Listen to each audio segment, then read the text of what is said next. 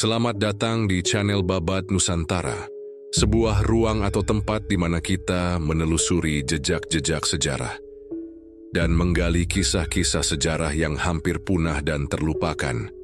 Om Swastiastu, Namo Buddhaya, salam kebajikan, salam sejahtera bagi kita semua.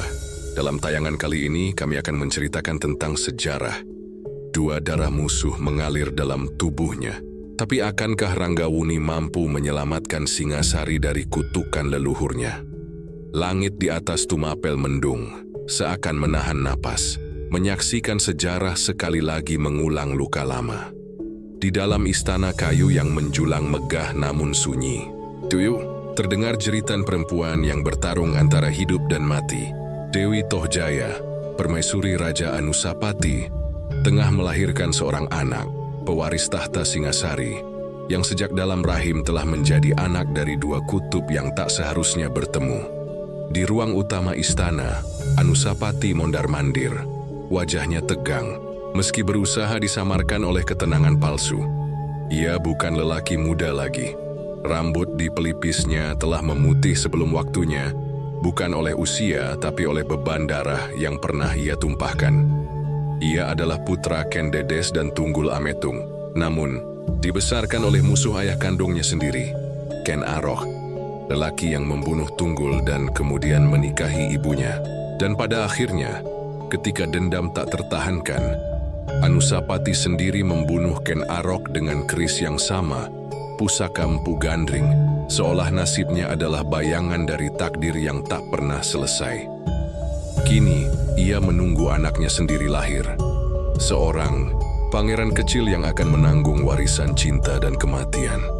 Di luar istana, rakyat Tumapel yang kini telah menjadi Singasari, tak semuanya menyambut kelahiran ini dengan sukacita.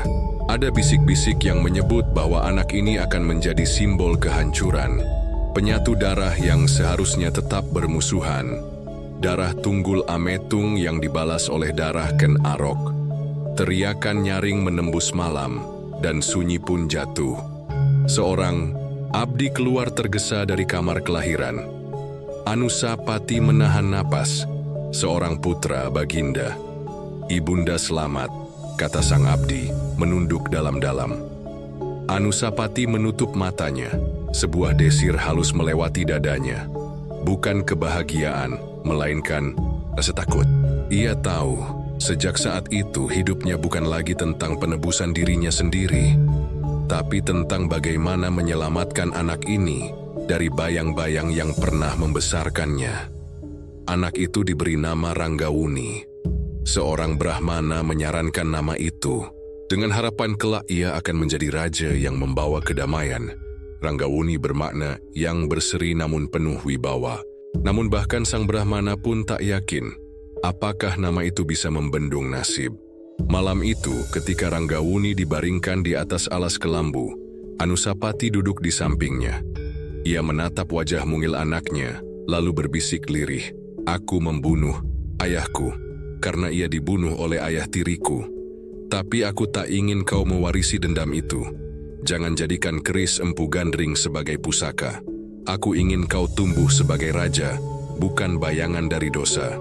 Namun di luar dinding istana, di pojok-pojok, gelap di mana para abdi bisik-bisik dan prajurit tua mengenang masa lalu, suara yang beredar lain, bahwa anak itu, anak yang lahir dari darah pembunuh dan darah korban, akan membawa petaka.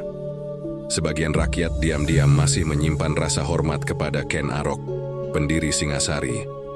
Sebagian lainnya merasa bahwa Anusapati, sekalipun raja sah, tak lebih dari pewaris dendam yang membakar jantung kerajaan Tohjaya.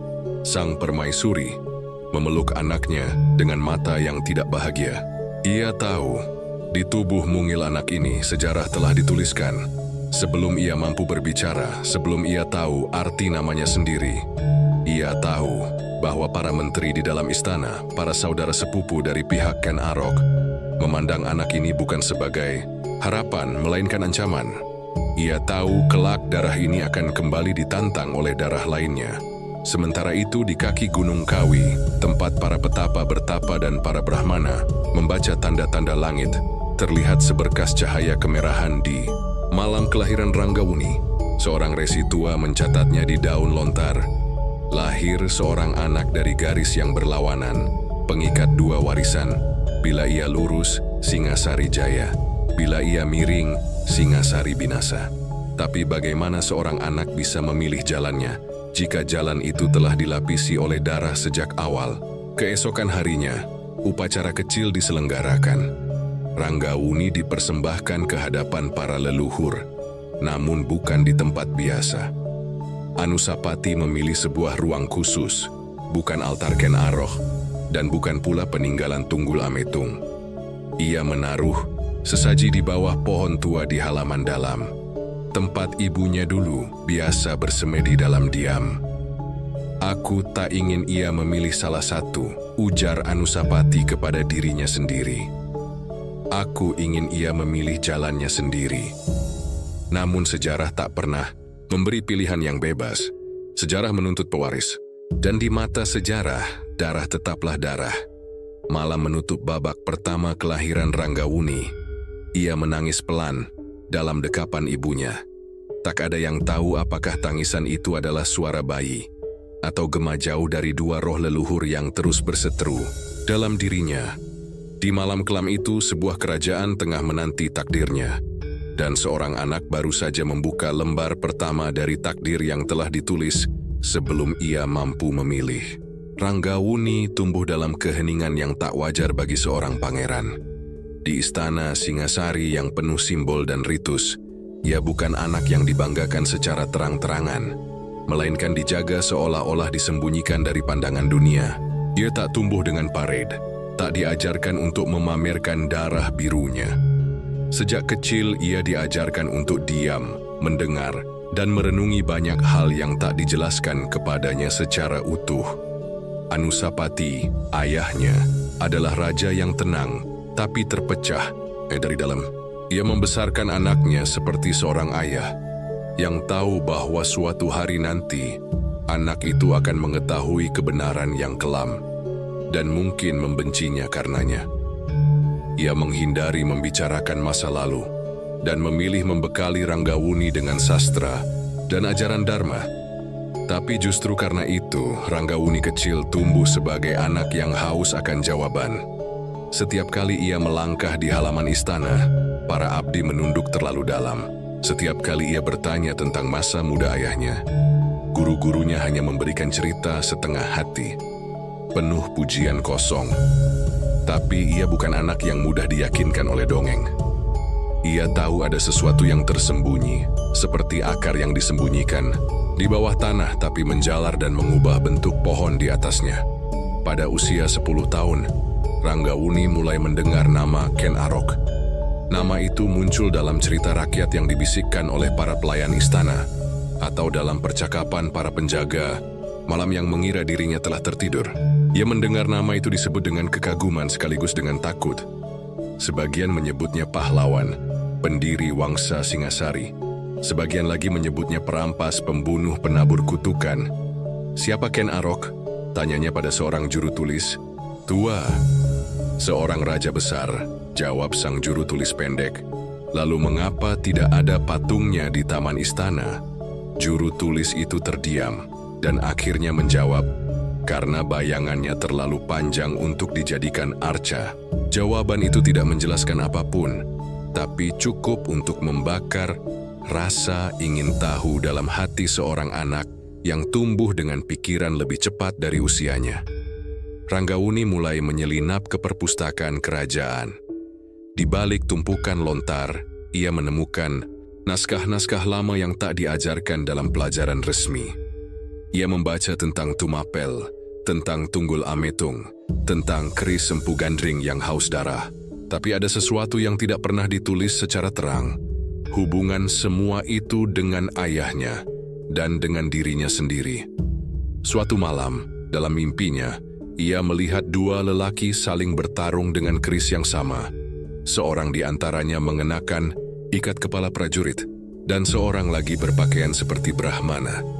Di antara keduanya berdiri seorang perempuan, matanya penuh tangis, tangannya memeluk seorang bayi. Ketika Ranggawuni mencoba mendekat, suara dari langit berkata, Anak dari cinta dan kutukan tidak bisa berdiri di tengah.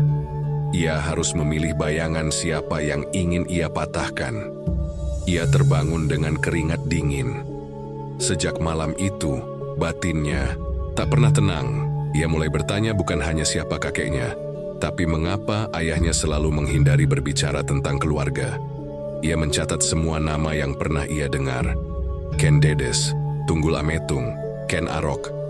Lalu ia melihat garis yang menghubungkan semuanya, dan dirinya sendiri ada di tengah-tengah garis yang seperti retakan. Hari-harinya dihabiskan dengan mengamati.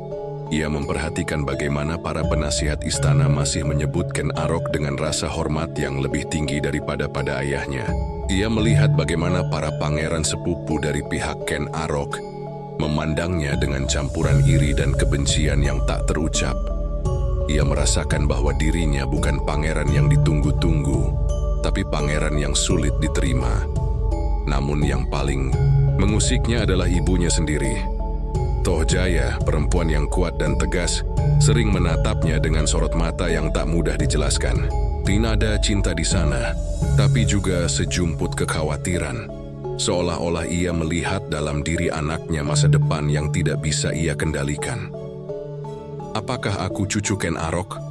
tanya Ranggawuni suatu hari saat mereka duduk di serambi senja. Toh Jaya terdiam. "Lemanotis belum biwam. Kau adalah darah dari mereka yang pernah saling membunuh, tapi juga darah dari mereka yang pernah saling mencinta. Itu saja yang perlu kau tahu." Jawaban itu tak memuaskan, tapi Ranggawuni tak mendesaknya lagi. Ia tahu dari semua jawaban yang tidak lengkap, ada satu hal yang pasti. Ia bukan anak yang lahir dengan takdir ringan. Di usia mudanya, Ranggawuni mulai mengukir keputusan. Ia tak akan menjadi pangeran yang hanya duduk menunggu warisan. Ia ingin menemukan sendiri siapa dirinya. Ia mulai belajar ilmu kanuragan dari Mahisa Cempaka, sepupunya yang lebih tua namun bersahabat. Ia menyelidiki diam-diam ke desa-desa tempat dulu nama Ken Arok dan Tunggul Ametung hidup dalam cerita rakyat.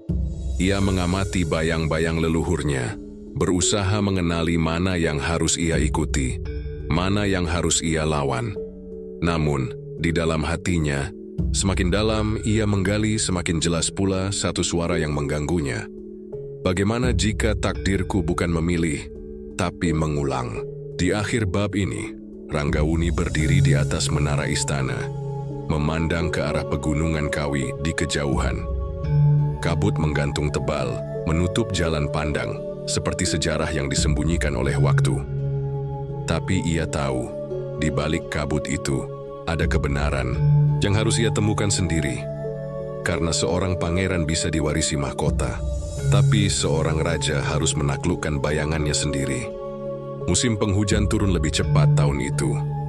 Langit Tumapel sering kelabu, jalan-jalan istana becek dan licin, dan udara mengandung bau tanah basah yang menenangkan sekaligus mencemaskan. Di tengah musim yang meluruhkan warna-warna terang, hati Ranggawuni justru mulai menyala oleh rasa yang belum pernah ia kenali sebelumnya. Rasa yang membingungkan, sekaligus menenangkan, seperti api kecil yang tumbuh diam-diam di sudut jiwa. Ia mengenalnya di sebuah perjamuan kecil, seorang gadis bangsawan dari utara bernama Diah Sarbi, putri dari keluarga keturunan Brahmana yang datang bersama ayahnya untuk menghadiri perayaan hari besar kerajaan. Gadis itu bukan cantik dalam rupa yang biasa dipuja puisi-puisi istana. Ia tidak berbicara banyak, tapi matanya seperti menyimpan musim kemarau dan hujan sekaligus. Ranggawuni, yang biasanya dingin dan mengamati dari kejauhan, untuk pertama kalinya kehilangan kata. Diah Sarbi adalah segalanya yang tak dimiliki istana. Bebas dalam berpikir, berani dalam bertanya, dan tidak tunduk pada kemegahan semu. Di hadapan Ranggawuni, ia tidak menunduk rendah seperti para gadis bangsawan lainnya. Ia memandang lurus, dan dalam sorot matanya, Ranggawuni merasa seperti ditelanjangi oleh kebenaran. Tak ada gelar, tak ada mahkota, hanya seorang pemuda yang sedang mencari dirinya sendiri. "Aku mendengar kau cucu dari dua garis yang pernah saling menghunus keris. ucap dia Sarbi suatu malam di tepi kolam istana. Dan kau tidak takut duduk di dekatku? Balas Ranggawuni, setengah bergurau, setengah menggoda. Aku lebih takut hidup dalam istana yang membungkam sejarah. Kau adalah pangeran, tapi juga teka-teki. Itu yang membuatmu berbahaya dan menarik. Mereka berbincang malam demi malam, dan Ranggawuni yang selama ini menyimpan tanya di dadanya, menemukan bahwa bersama dia Sarbi, pertanyaannya tak lagi menyesakkan. Ia merasa dimengerti, bahkan ketika tak berkata. Namun cinta seperti sejarah di tanah Jawa tak pernah tumbuh tanpa bayang-bayang. Kabar kedekatan mereka menyebar lebih cepat dari hujan, dan seperti luka lama yang disentuh kembali, reaksi istana pun muncul dengan wajah gelap. Para menteri mulai berbisik, dan Ibu Ranggawuni, Tohjaya, menyimpan diam dengan kemarahan halus. Dyah Sarbi dianggap terlalu bebas, terlalu keras kepala, terlalu berani menantang keturunan raja dengan pendapatnya yang tajam. Tapi lebih dari itu, ada ketakutan tersembunyi yang tidak diucapkan. Dyah Sarbi adalah keturunan dari garis Brahmana yang dulunya mendukung Tunggul Ametung, dan itu bagi keluarga besar Ken Arok adalah duri lama yang belum dicabut sepenuhnya.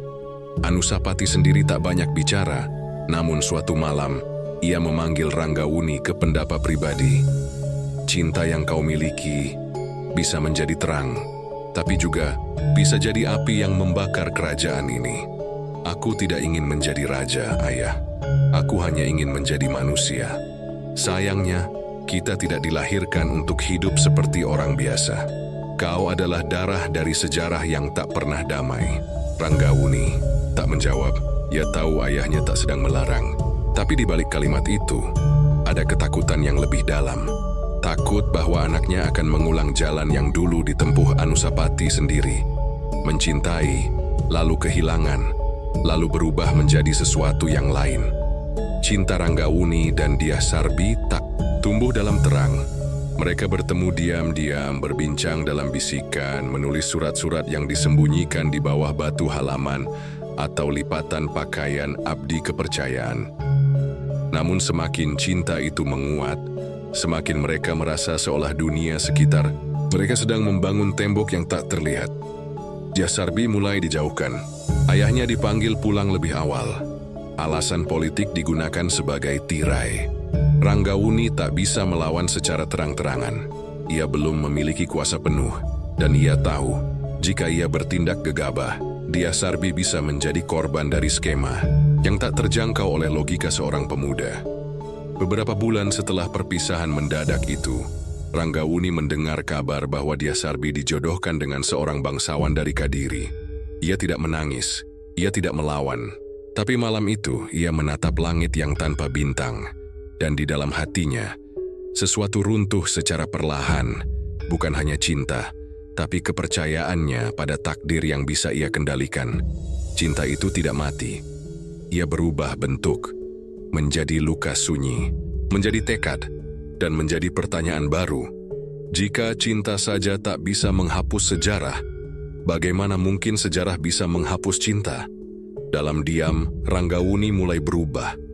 Ia masih pangeran yang sama, tapi di matanya kini muncul bayang kabut. Ia mulai menulis sendiri sejarahnya. Ia tidak ingin menjadi raja karena darah, tapi karena pemahaman. Ia tak ingin menjadi bayang-bayang ayahnya, atau kenangan dari dua kakek yang saling membunuh. Ia ingin menjadi api baru, api yang tak menyala, karena dendam, tapi karena pengertian. Namun ia tahu, jalan menuju itu tidak akan mudah, karena di kerajaan yang lahir dari pertumpahan darah, bahkan cinta yang paling murni pun bisa menjadi bara. Dan dalam bayang-bayang cinta yang tak selesai, itulah Ranggawuni mulai menyusun langkah menuju takdir barunya. Bukan sebagai pewaris, tapi sebagai pengubah jalan. Langit mendung menggantung di atas Singasari saat kabar kematian Anusapati menyebar dengan sunyi yang mencengangkan. Tidak ada gong yang ditabuh, tidak ada arak-arakan duka, hanya kesenyapan yang menggumpal di lorong-lorong istana dan wajah-wajah yang menunduk lebih dalam dari biasanya. Ranggawuni duduk membatu di pendapa dalam. tak percaya akan apa yang baru saja ia dengar. Ayahnya, sang raja yang bijak namun diselimuti kelamnya sejarah, telah meninggal, diracun dalam makan malam yang tampaknya biasa. Tohjaya, saudara seayahnya, telah naik tahta. Ranggawuni tidak menangis, tapi bukan karena ia tak berduka, melainkan karena rasa marah yang terlalu dingin menyelimuti batinnya, mencegah air mata mengalir. Ia tahu ayahnya tak wafat karena usia, dan ia tahu siapa yang mengambil alih mahkota secepat kilat, seperti orang yang sudah menunggu terlalu lama. Tohjaya.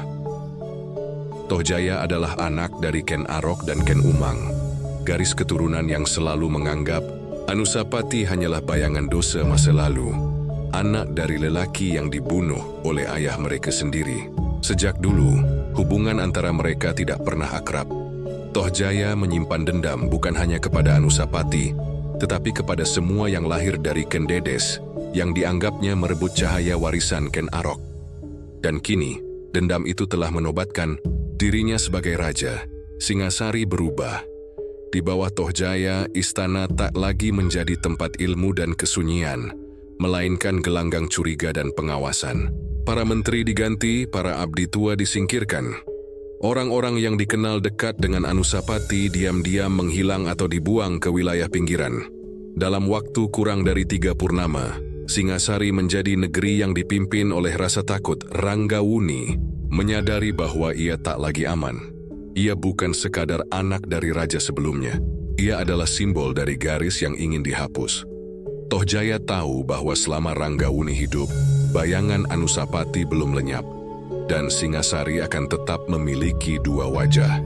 Dengan bantuan Mahisa Cempaka, sepupunya dari pihak keluarga Kadiri, Ranggawuni menyusun jalan keluar. Mereka tidak memilih jalan kekerasan, tidak saat itu. Mereka membawa diri ke pedalaman Malang, menyamar sebagai peziarah yang menekuni tapa dan belajar ilmu kasunyatan. Tapi kepergian itu bukan pelarian, itu adalah jalan menunggu.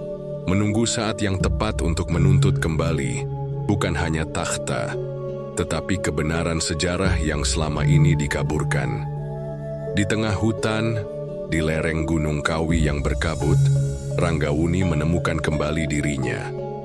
Ia berguru pada para resi dan bertapa.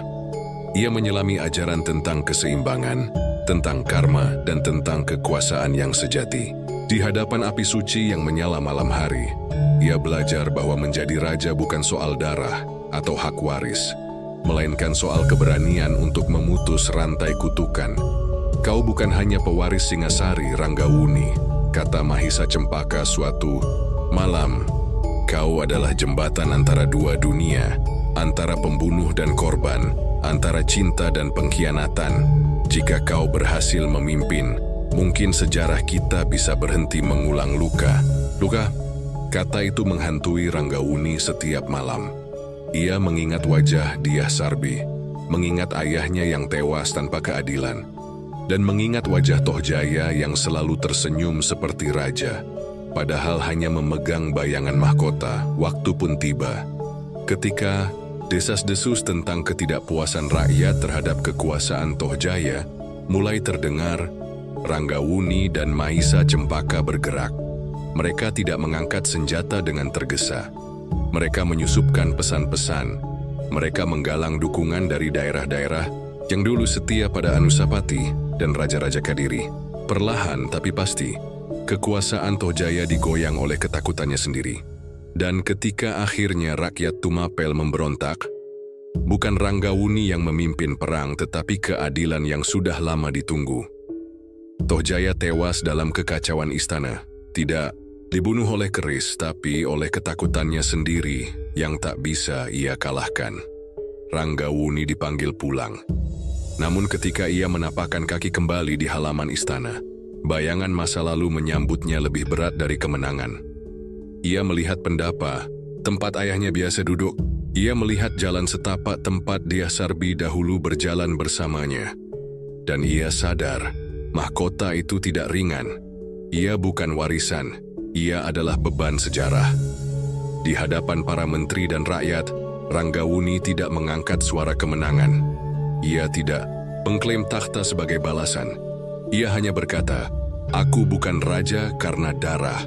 Aku hanya ingin menjadi pemimpin yang menutup luka yang belum selesai." Dan dari sanalah babak baru Singasari dimulai. Sebuah kerajaan yang berdiri di atas puing dendam dan cinta yang belum tuntas. Sebuah negeri yang kini dipimpin oleh anak dari cinta dan kutukan, yang tak ingin mengulang sejarah tapi menebusnya.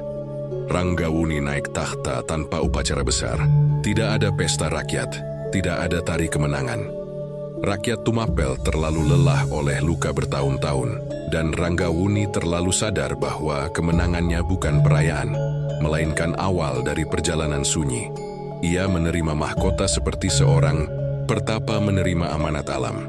Dengan diam, dengan tekad, dan dengan kesadaran penuh bahwa kekuasaan bukan tempat bernaung, melainkan api yang harus dijaga agar tak membakar. Hari-hari pertamanya sebagai raja dijalani dalam hening yang dalam. Istana penuh dengan sisa-sisa bayangan lama, nama-nama yang pernah berkhianat, wajah-wajah yang tersenyum saat Anusapati wafat, dan para menteri yang kini membungkuk rendah, tapi menyimpan mata yang tajam. Ranggawuni tidak segera mengganti mereka. Julius menemui Tebalayo. Eniwadisuelasnya, ia mendengar. Bukan hanya suara para pejabat, tapi suara tanah yang ia pijak. Suara rakyat di luar tembok istana, dan suara batinnya sendiri yang belum sembuh dari kehilangan. Pada malam-malam sepi, ia berjalan sendiri ke pelataran belakang istana, tempat ayahnya dulu suka duduk menulis catatan. Di sanalah ia berbicara dalam hati, bukan sebagai raja, tapi sebagai anak yang belum sepenuhnya siap menggantikan kursi yang ditinggalkan terlalu cepat. "Ayah, aku tidak tahu apakah aku bisa mengubah negeri ini. Tapi aku tahu aku tak boleh membiarkan sejarah yang sama berulang."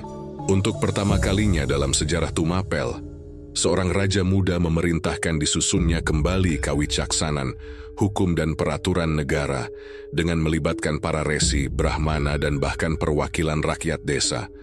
Ia ingin menata negeri bukan hanya dari dalam istana, tetapi dari akar. Ia menolak menjadi penguasa yang hanya duduk di atas singgasana dan mulai berkeliling ke desa-desa, mendengarkan langsung keluhan para petani, pemahat, dan abdi pasar.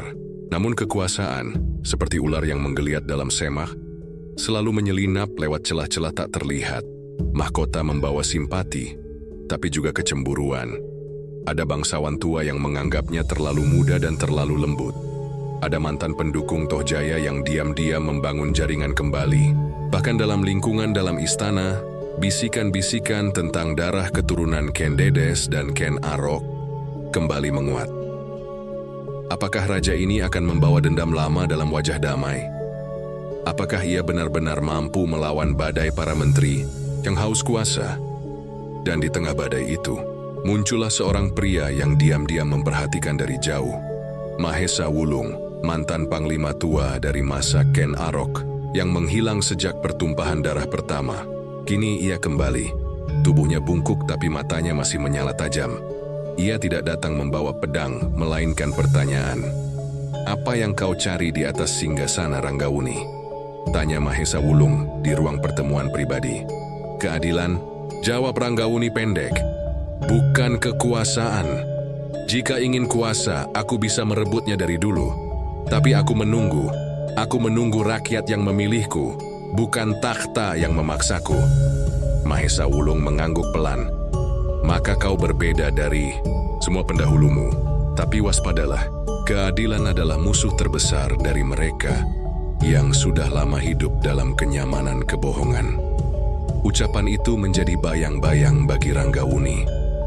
Ia tahu, banyak yang belum bisa menerima kenyataan bahwa seorang raja kini berbicara dengan para petani, membuka jalur hukum untuk rakyat kecil, dan menghapus pajak yang memberatkan desa-desa kering. Ia sadar, setiap keputusan yang diambil dengan nurani bisa dianggap kelemahan oleh mereka yang hanya mengenal kekuasaan sebagai alat menindas. Suatu malam, seorang abdi datang tergesa. Sebuah surat rahasia dari daerah perbatasan. Ada pemberontakan kecil yang mulai tumbuh. dipimpin oleh bangsawan muda dari Lamajang yang menyebut diri pewaris sejati Singasari. Ranggawuni tak terkejut. Ia tahu sejarah tidak pernah tidur. Luka-luka lama selalu mencari jalan untuk terbuka kembali. Tapi kali ini, ia tidak akan menunggu sejarah bicara lebih dulu.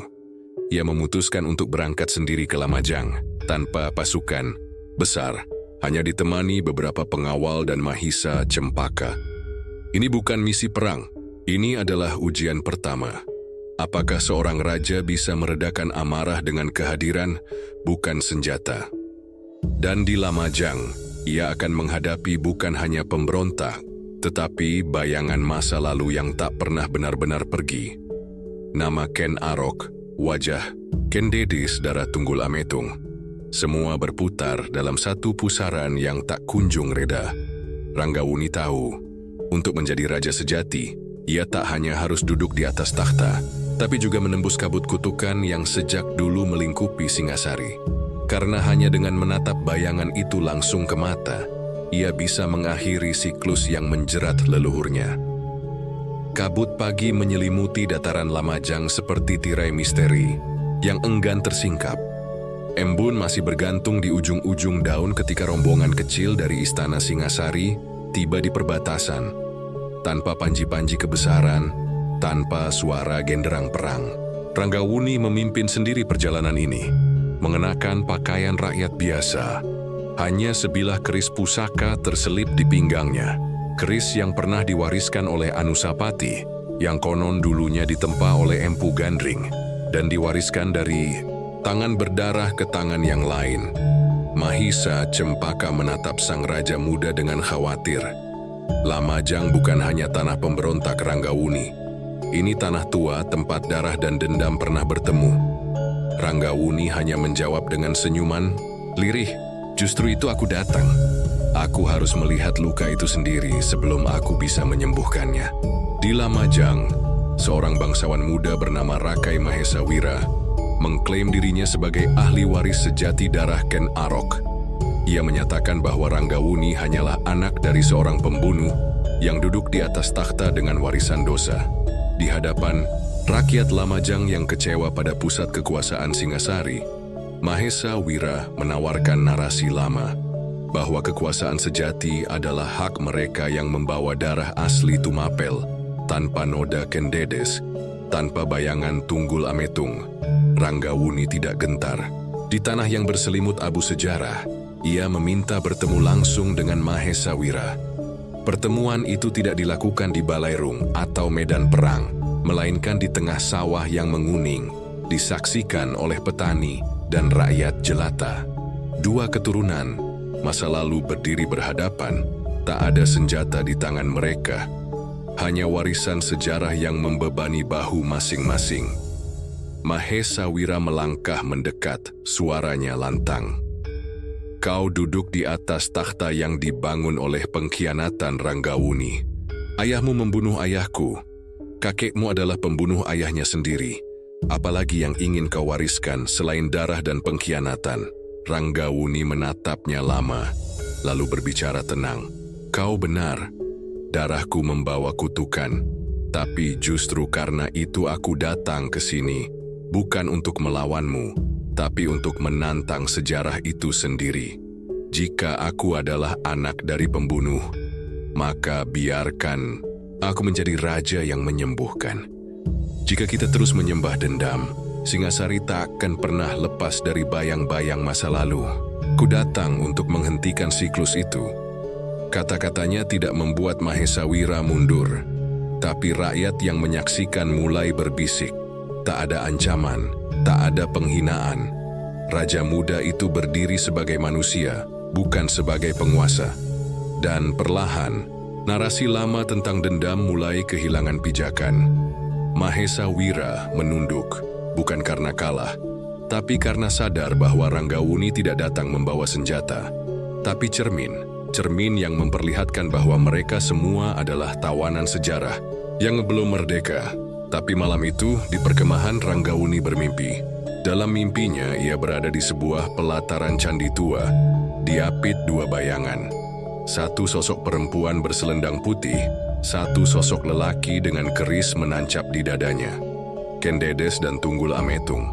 Keduanya menatap Ranggawuni dengan mata yang sama, dalam dan tak termaafkan. "Apakah kau benar-benar bisa mengakhiri ini, anakku?" Suara Kendedes terdengar, lirih seperti desir angin. "Kau membawa cinta yang kami lahirkan, tapi kau juga membawa kutukan yang tak sempat kami tebus." Ia terbangun dengan peluh dingin. Langit Lamajang belum berganti warna. Tapi hati Ranggawuni tahu, tugasnya belum selesai. Di mahkota yang ia kenakan bukan miliknya semata, tapi milik masa lalu yang menuntut penghabisan. Ia tidak hanya memimpin kerajaan, tapi memimpin jiwa-jiwa yang tersesat dalam dendam dan mimpi lama. Keesokan harinya Mahesawira dan rakyat Lamajang mengirim utusan ke Singasari, menyatakan kesediaan untuk tunduk bukan karena kalah, tapi karena percaya. Dan ketika Ranggawuni pulang ke istana, ia membawa lebih dari sekadar perdamaian.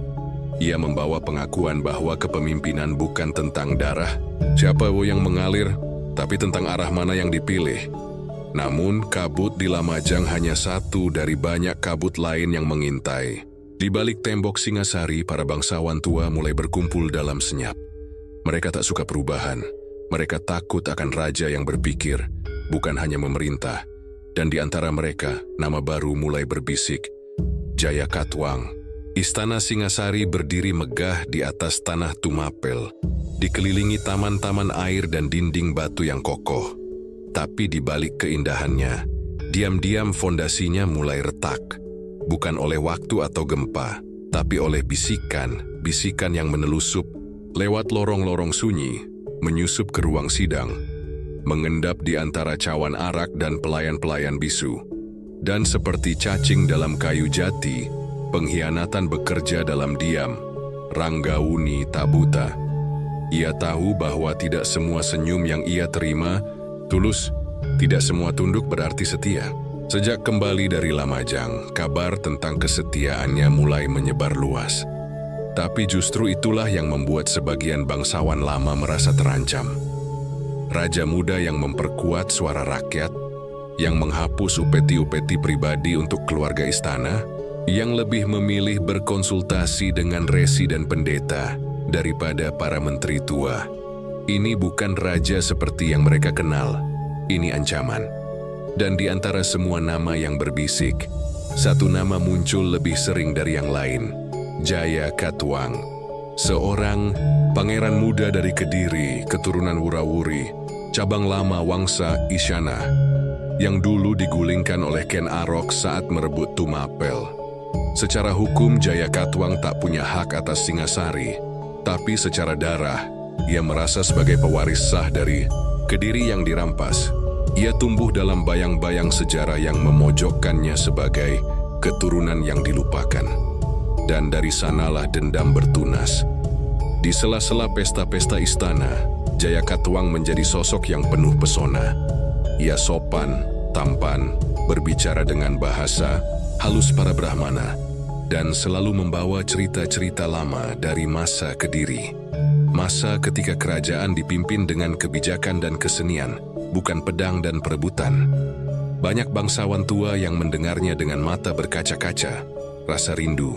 Mereka pada masa lalu menjelma simpati. Tapi di balik senyumnya, Jayakatwang menyimpan catatan. Kyoni tahu siapa saja yang kecewa dengan reformasi Ranggawuni. Ia tahu siapa yang diam-diam merasa kehilangan kuasa. Dan satu persatu, mereka ia kumpulkan. Bukan dalam pertemuan besar, tapi dalam jamuan kecil, di ruang tamu pribadi, di balik kelambu, di bawah langit malam. Singasari adalah kerajaan besar, ucap Jayakatwang suatu malam. Tapi tak akan bertahan jika dipimpin oleh perasaan. Seorang raja harus membawa wibawa, bukan air mata.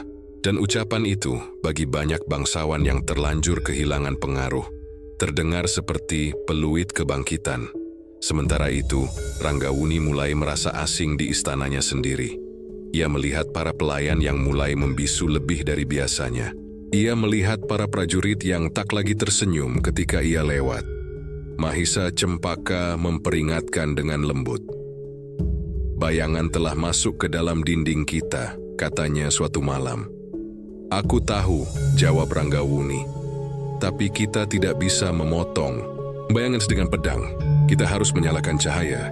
Ia lalu menghidupkan kembali sistem pengawasan rahasia yang dulu digunakan oleh Ken Arok, para mata telik sandi.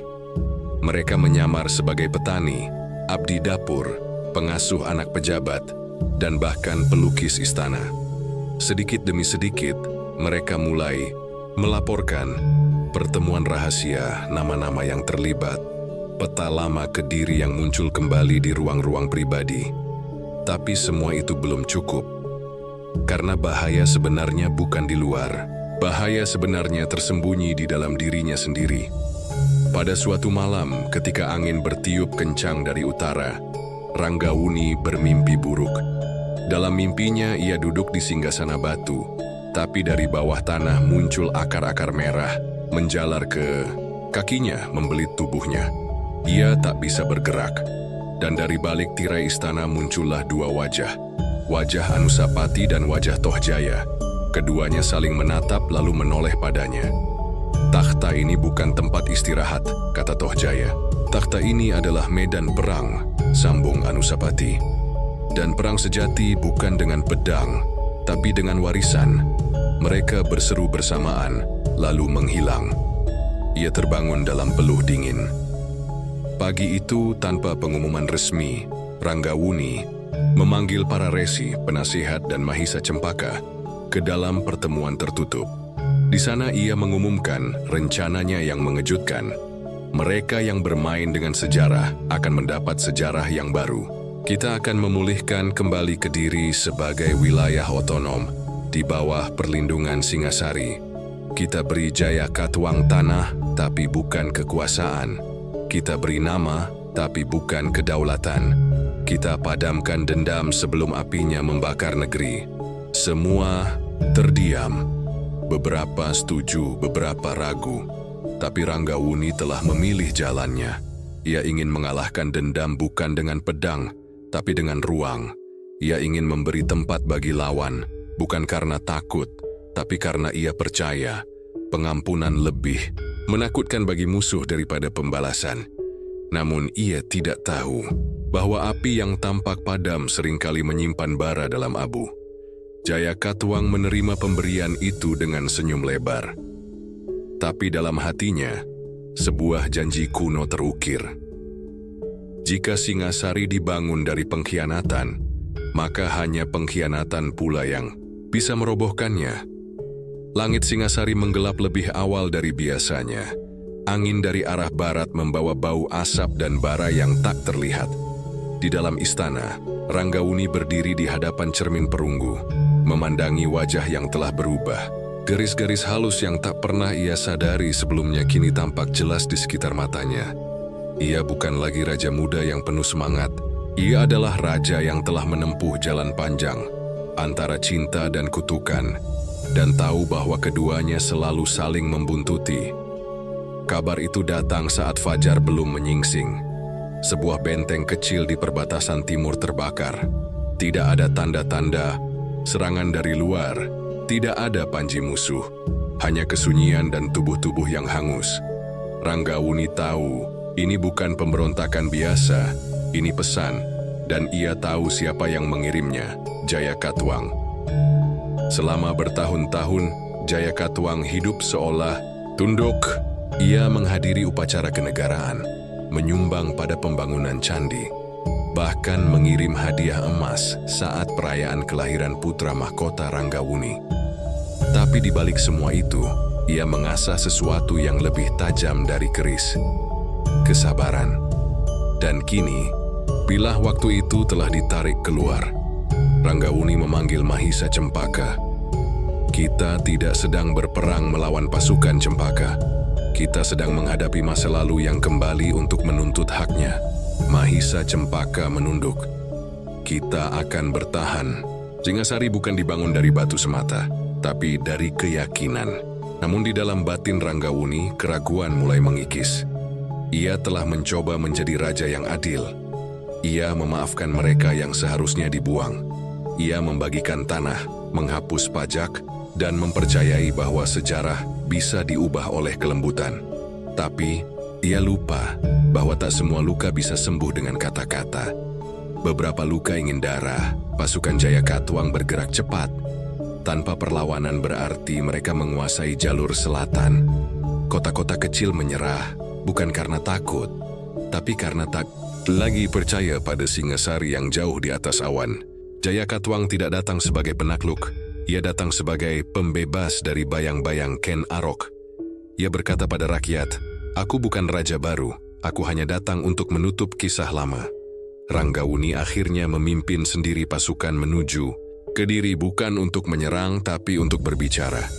Ia bertemu Jayakatwang di kaki Gunung Kawi, di tengah lembah sunyi. Keduanya turun dari kuda, berjalan saling mendekat seperti dua arwah yang mencari penghakiman. "Jayakatwang," kata Ranggawuni lirih, "kau ingin takhta yang dibangun oleh darah, tapi ingat, takhta itu selalu meminta darah baru sebagai gantinya."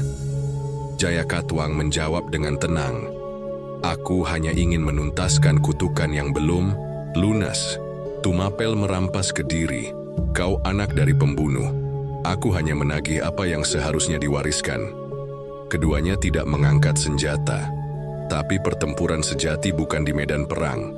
Ia terjadi di hati orang-orang yang menonton mereka. Dan di hari itu rakyat melihat dua jalan. Masa depan yang dibangun dari pengampunan atau masa lalu yang terus menuntut bayaran. Pertempuran tetap pecah, bukan karena perintah raja, tapi karena hasrat para panglima yang haus darah.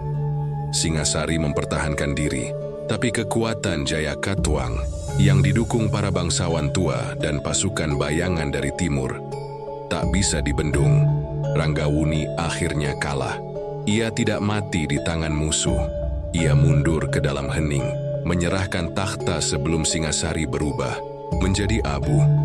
Ia memilih menjadi bayang-bayang agar negerinya tetap berdiri. Dan dari bayangan itulah legenda lahir bahwa ada seorang raja yang lebih memilih kehilangan mahkota daripada mengorbankan rakyatnya. Jayakatwang naik takhta, Singasari runtuh, bukan dengan gemuruh perang, tapi dengan keheningan yang menyayat. Namun sejarah tidak berhenti. Beberapa tahun kemudian, di tempat lain, seorang anak muda bernama Raden Wijaya tumbuh dalam diam. Ia adalah cicit dari Ken Arok, cucu dari Ranggawuni. Di dalam nadinya mengalir darah cinta dan kutukan yang sama. Dan ketika waktunya tiba, ia akan membangun sesuatu yang lebih besar dari Singasari, Majapahit. Darah Singasari tak pernah benar-benar mengering. Dia mengalir dari satu penguasa ke yang lain, dari satu luka ke generasi berikutnya. Cinta dan kutukan bukan dua jalan yang berbeda.